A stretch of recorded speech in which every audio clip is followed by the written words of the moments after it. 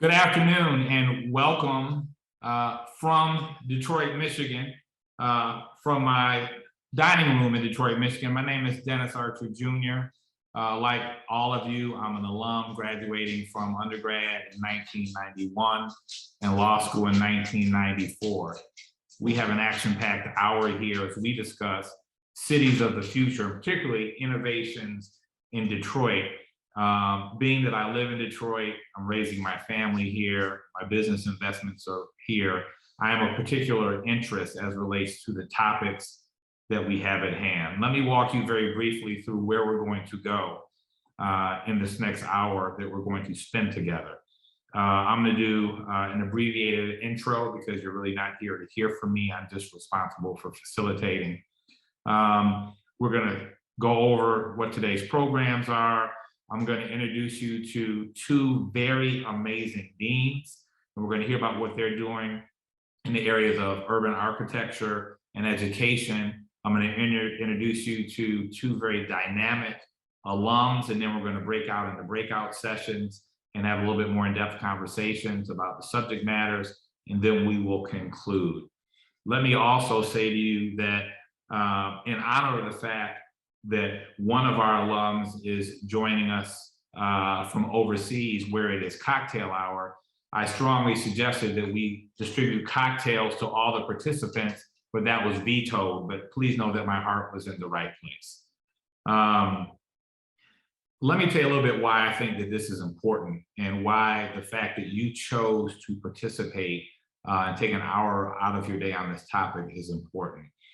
I was born in a family where it was always instructed that you can do well while doing good. And while many of us participating in this conference are in different stages of our lives, the mere fact that we are alumnus of the University of Michigan means we have a step up in life. And I firmly believe that, as I'm sure most of you do because you've taken the time to participate here, that because you have that step up, you also have a responsibility to give.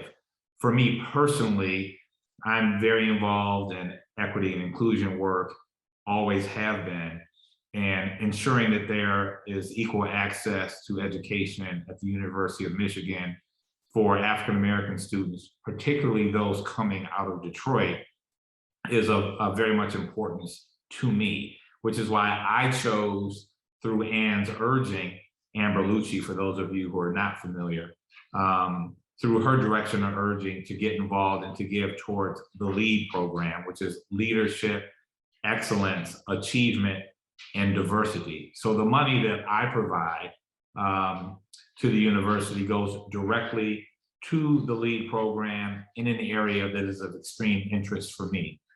So for all of you that are involved and are giving, are looking to increase your give, or just here to learn about giving, there's so many different programs and areas where the university needs assistance.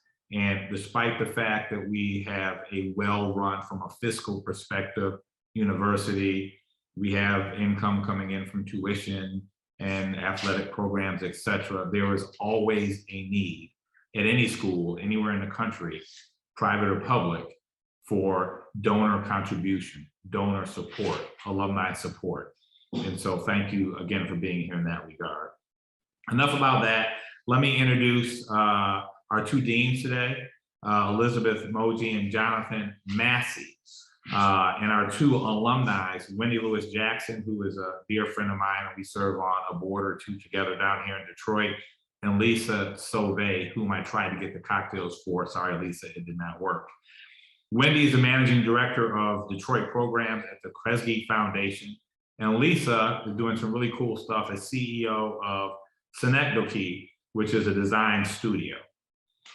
Our deans, Jonathan Massey, joined U of M as Dean of the Taubman College in 2017. He came to us from being Dean of Architecture at the California College of Arts. He's committed to Detroit, and his commitment runs deep. And under his leadership, the college has recently launched a new degree in urban technology, which he's going to talk about a little later, which I'm very excited to hear about. It's the first of its kind, and we're excited to learn about that in a bit. Elizabeth has been on our School of Education faculty for 20 plus years. She currently is the Dean of the George Herbert Mead Collegiate Professor of Education and an Arthur F. Thornow Professor in the School of Education. She's a former high school history teacher as well as biology, and she's devoted to her research as relates to young people's culture, identity, and literacy, learning in and out of school in Detroit. What's most exciting to me about her work is the work at the University of Michigan School at Marygrove and the Early Educational Center, which is literally 2 miles from where I sit here today, further increasing the University of Michigan's commitment to the city of Detroit. First up, we're going to hear from Dean Massey. He's going to talk to us for about 10 minutes, and then we're going to move on and hear from Elizabeth. So Jonathan, I turn it over to you.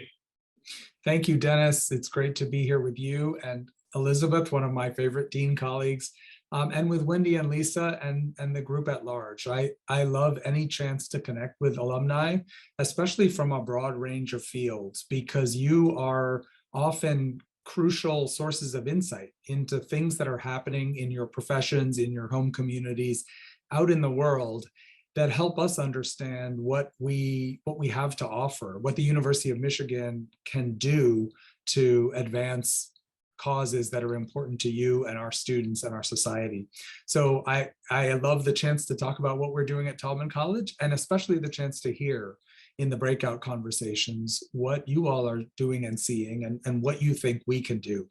So I'm gonna talk initially just briefly to situate how architecture and urban planning contribute to the present and future of Detroit as a kind of, we have 100 faculty members who are active as researchers and creative practitioners all over the country and the world, but we have a special relationship to Detroit. It's no surprise given our proximity and our mission to serve the people of our state, and also the fact that Detroit is a paradigmatic city for the modern era.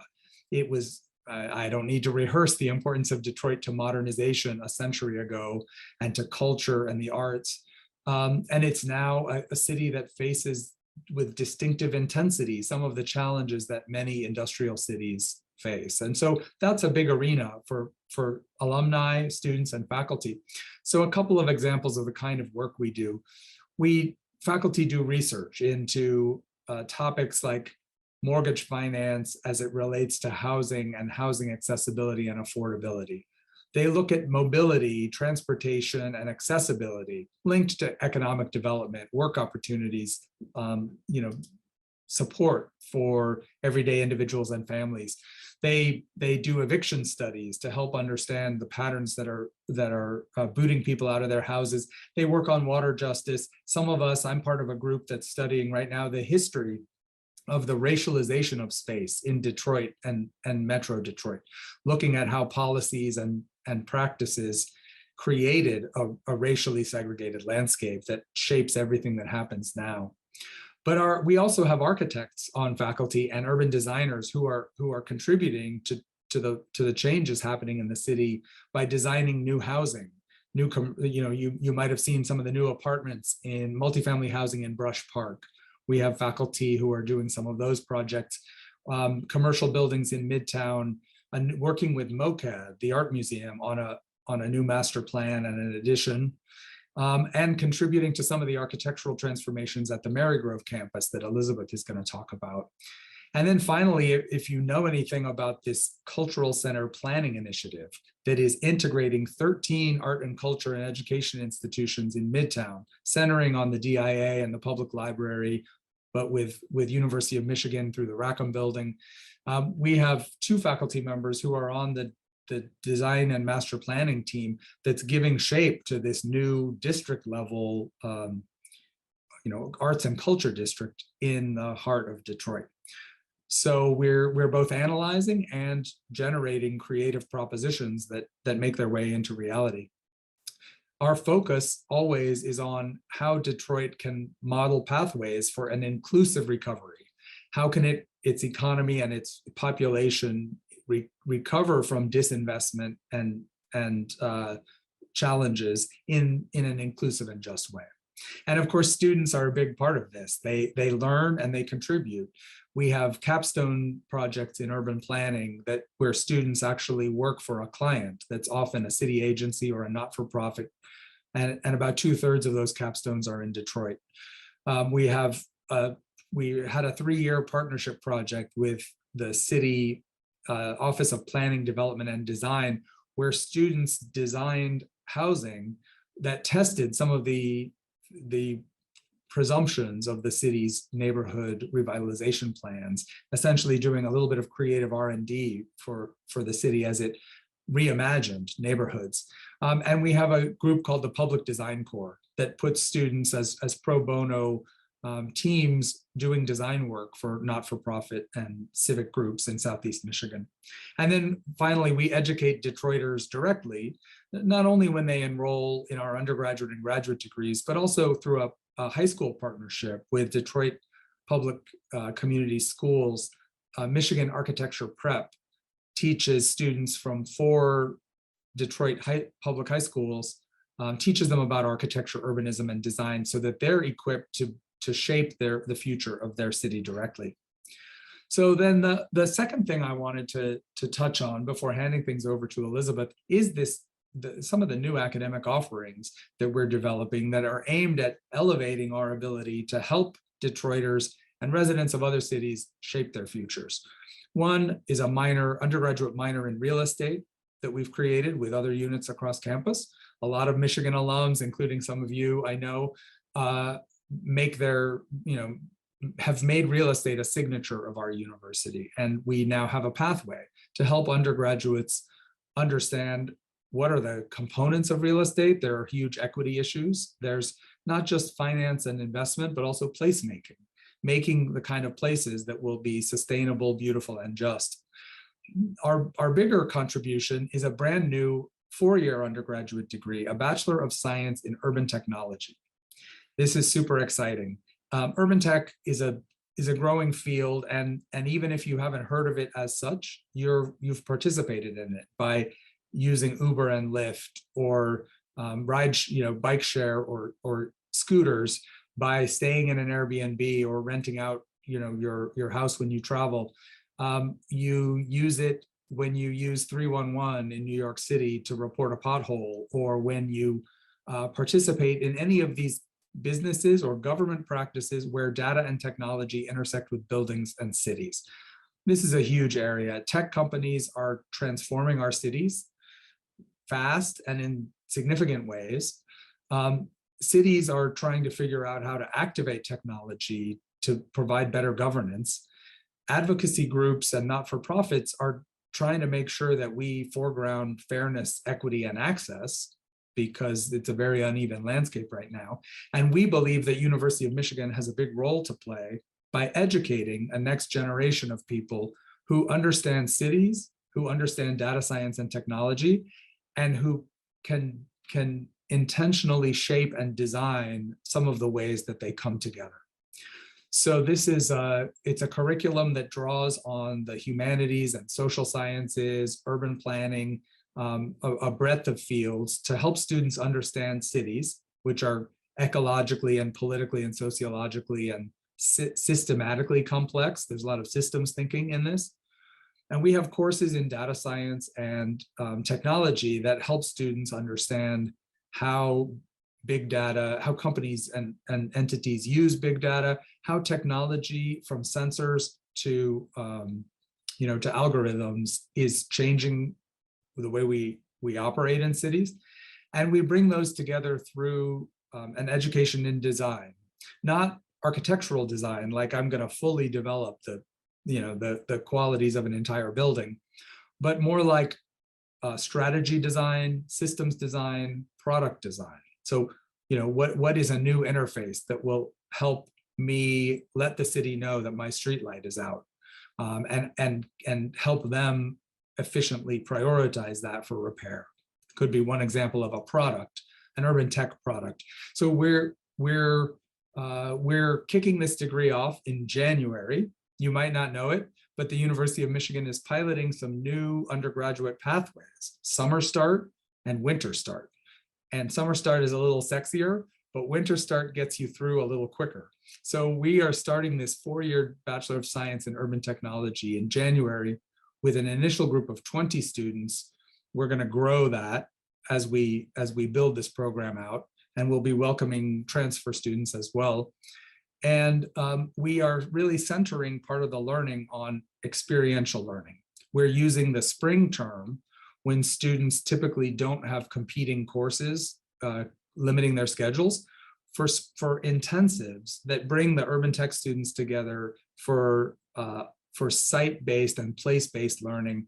And Detroit is where we're going to start. So the students in their, after one full semester here on campus, we're going to use the spring term to really focus on Detroit, have students learn from and with community members and experts in the city. And then as we walk them through the curriculum, we'll connect them to other places and other constituencies, but they will have as a focus all the way through their education, the way Detroit really points up some of the possibilities and some of the needs and challenges of urban technology.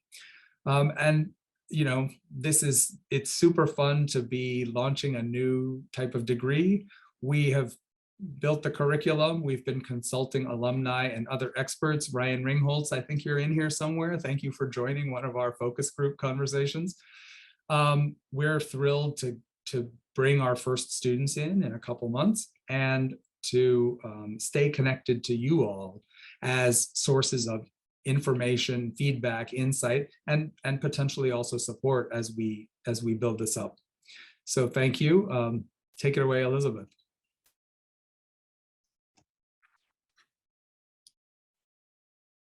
Yeah, John, if I may just comment very briefly on what you indicated here. This is of extreme importance to me for your edification and for the edification of the viewers. One of the projects we're working on right now is in Paradise Valley. As I'm sure you're aware, when Black folks moved up here for the automotive jobs in the 30s, 40s, 50s, they lived in Black Bottom, and then the area of commerce was Paradise Valley. Elizabeth is nodding her head too, she's aware. And through the stadiums, gentrification, freeways coming through, urban revitalization, those neighborhoods got obliterated. And Mayor Duggan went upon a path of acquiring a number of buildings and then putting out a bid in an area immediately adjacent to, but now referred to as Paradise Valley, to be inspired by and represent that history in Detroit. So and there's a nonprofit Conservancy that's alongside that's doing the programming and the beautification of the broader area. So I'd love to talk to you and your students about perhaps you guys advising us in that regard. But Elizabeth, a lot of the work that's being done to provide more jobs in Detroit, encourage people to move into Detroit. There are a couple of factors that get people to want to move in and get people to stay. And one of the most significant is the quality of education being delivered in the city. So we're very anxious and excited to hear about what you want to discuss now. So welcome. Great, thank you.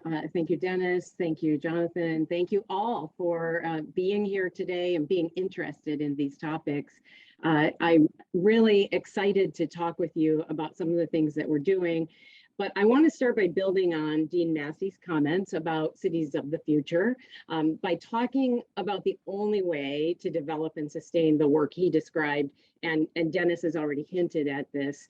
It's all about education. And I'd say, specifically, we need to improve education at every level, and that includes education at places like the University of Michigan. We simply have to do a better job of educating children, youth, and adults in our entire society. And of course, we know, if you follow the news, that education in Detroit has definitely had its ups and downs. Once a shining city, the best school district in the nation in the 1920s, and currently, whatever you make of assessments and test scores, currently sitting at the bottom of our National Assessment of Education Progress in terms of achievement.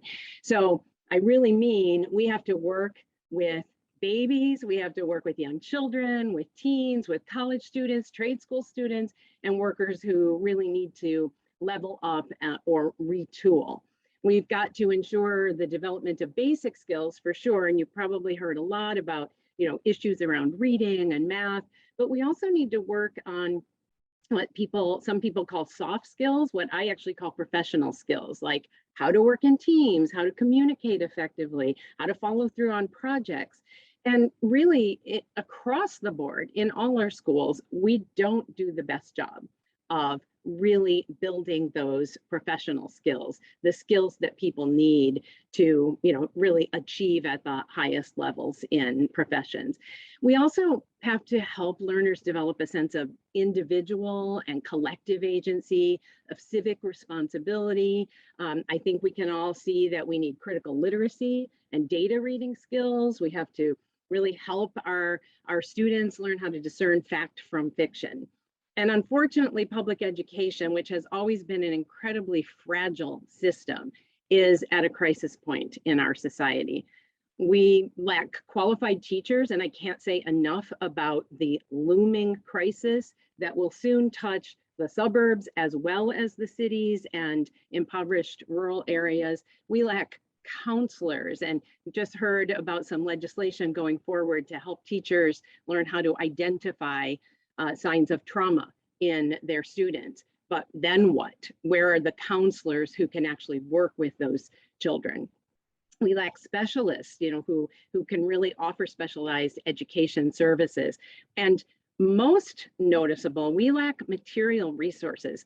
We lack technologies and the infrastructure. And this is why Jonathan's work and Taubman College's work is so important. We lack the infrastructure to really access those technologies. And this lack, of course, is especially felt in urban settings like Detroit and, of course, in impoverished rural areas. But today, I really want to focus on the work that we're doing, especially in Detroit. But I want to pose the question to all of you to think about how in the world can we build future cities with the people who will become workers, leaders, parents, and voters never having even used sophisticated technology tools, let alone having learned how to build them. So in the School of Education, we're intervening on that problem in multiple ways. We do research and teaching aimed at helping education practitioners, teachers, school leaders, nonprofit leaders, policymakers, and researchers develop robust, equitable, and just educational opportunities. And we do it in a couple different ways. First of all, we are committed to conducting our research and to teaching in local, national, and global contexts. And in doing so, we really engage with and learn from communities and from learners. And that's so important because there are so many initiatives that go into places and try to fix them. But we recognize that this is a partnership. And that's important to us. We have a lot of different partnerships. And what I want to talk about today is a proof of concept initiative, a massive partnership that we're part of that really is meant to rethink how we might collectively improve education. So we are working collectively in Northwest Detroit, as Dennis said. And Dennis, now that I know where you live, I'm going to be, coming over. I was just at the Marygrove College campus this morning, visiting our children and our teachers. So I'm gonna enlist you in working on this. But what we're doing there is building an aligned education program in which we work with children before they're born. It's actually prenatal, and it takes them through college.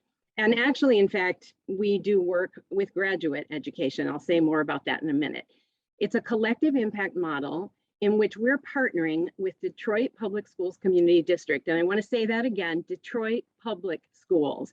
We are committed to working with public education. We could go out and build a nice little school ourselves that might help some children, but we actually really want to work collectively on free public education. We also partner with Starfish Family Services, and I want to emphasize there the family piece. That's how we can do prenatal work.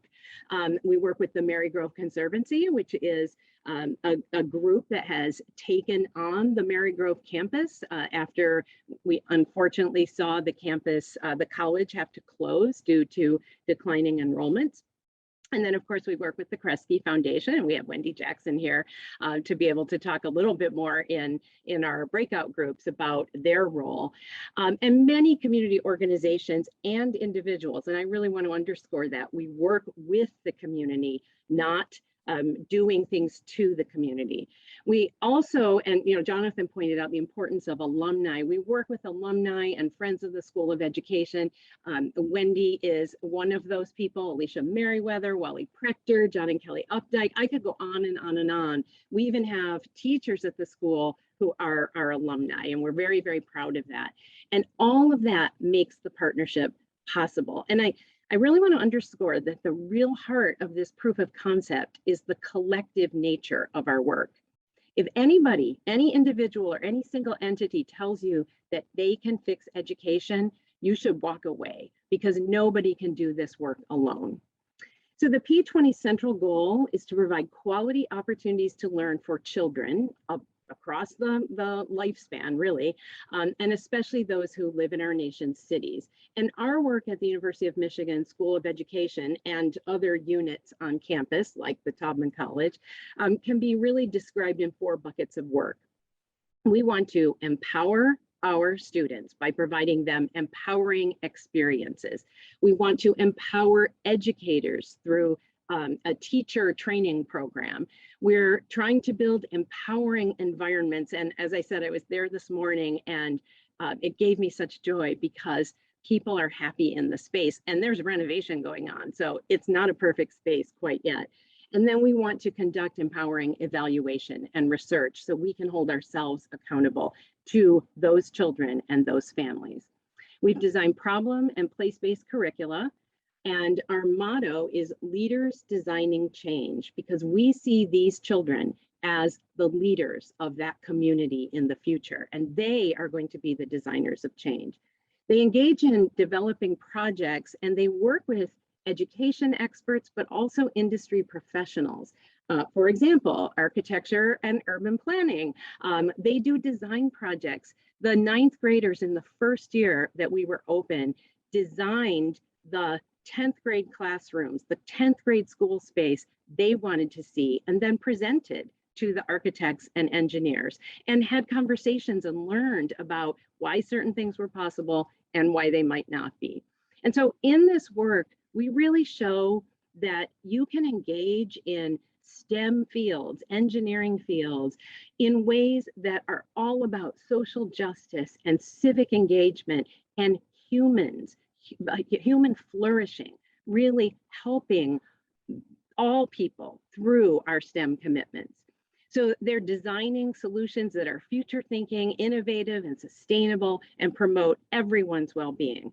So to do this, we're working to really help develop highly effective educators. And so we have a teaching school modeled on the teaching hospital concept in medicine. We also build a holistic environment with health services for the kids. Our School of Dentistry is providing a dental clinic. And our latest innovation is to take undergraduate education to the campus with our own 4-year program. We haven't decided whether it's summer start or winter start, but it's called Learning, Equity, and Problem Solving for the Public Good. And we're really excited about, breaking that 4th wall between pre-secondary education and post-secondary education. So we're going to really help today's city residents become tomorrow's city leaders, but we of course do it in partnership. They'll be positioned to solve problems and challenges of their communities, and we're going to commit to providing high quality, free, accessible public education. And we believe we need to do this if we're serious, all of us, about building the world we want to live in. We need to build an educated citizenry and build and sustain healthy, equitable, and just cities of the future. So I'm so glad that you're part of this session. I assume you all want to work on this with us. We're thrilled to welcome you to the work. And I just want to say thank you. And of course, go blue. And I'll turn it over to Dennis. Yeah, thanks a lot, Elizabeth. You know, one of the things that I appreciate about your approach is that you're not coming down from Ann Arbor, your team is not coming down to Ann Arbor, talking to, speaking at educators, parents, families, and students in Detroit. You're using words like collective, partnership, empowering, working with. And I think that's very important because a lot of people down here have been in the trenches for decades, and the best result will be yielded by the expertise, breadth, depth, and innovation from the University of Michigan coming to work with those who have been on the ground educating kids in Detroit. So I appreciate that approach. And thank you for your presentation. Now we're going to go into the introduction a little further of our alumni facilitators and jump right into our breakout sessions. I introduced Wendy and Lisa earlier, but now I'll let them say a little bit. We'll go Wendy with you first, Lisa second, and then we will go into our breakout sessions. Great. Well, welcome everyone, and good afternoon, at least in our time zone. Again, I'm Wendy Jackson. I'm with the Kresge Foundation. The foundation is a foundation that was started in 1924 in Detroit by Sebastian Kresge, who was actually the founder of the Kmart Corporation. Today, I lead the Detroit investments for the foundation. I serve as a managing director at Kresge for our Detroit program. The Detroit program is our largest grant-making program at the foundation. We're very fortunate to be able to invest pretty significantly in our hometown every year across a wide array of topics and issues, from education to climate change. So I look forward to working with you in the breakout sessions today. Thanks, Wendy. Lisa? Thank you. Hi, all. I'm Lisa Sauve from Synecdoche. As an alumni, I started giving back, I guess, a little early, part of the ASRG program, which is a student-led research program. So it gives them, $1,000 funds to do independent work, which is how we started our own office. So the idea of small seed money, having people learn from mistakes and do things, can spur kind of new things. We have an office in Detroit, actually in one of the only Black-owned buildings in downtown. Sharon Madison's family owns it. So a Black architect, and her father, one of the first Black engineers in the city as well. So really deep history there. So I'm excited to kind of talk about all of that stuff. Thanks for having me. Thank you. And now our amazing technology team will split us off into our breakout rooms, and we'll be back to you guys in about 20 minutes or so. See you soon. In closing and trying to keep everyone on schedule, I particularly appreciate those of you who chose, again, to take an hour out of your day, albeit only an hour, and that broken up to include some breakout sessions. The work that you all are doing really around the country and around the world as alumni and alumnus is spectacular. And I encourage everyone to remain in touch with each other, to remain in touch with Anne and her team from a giving perspective. Jonathan, Elizabeth, Wendy, and Lisa, thank you. I would say to Ryan, who's out in Hawaii right now, that I grew up near the corner of Lafayette and St. Albans, so blocks away from Chrysler Elementary, went by it every day. So great to know that your mom taught there. To Kelly, you should talk to Dr. Jennifer Fuller, if you haven't already, about your dental clinic at Marygrove. She's an African-American alumnus with a practice in or around Detroit, who I think would love to be involved. But to all, thank you. Let me see how I did on time. It's 3:01. Sorry for the minute. Appreciate you all being here and hope to see or hear from you all soon. Have a good day.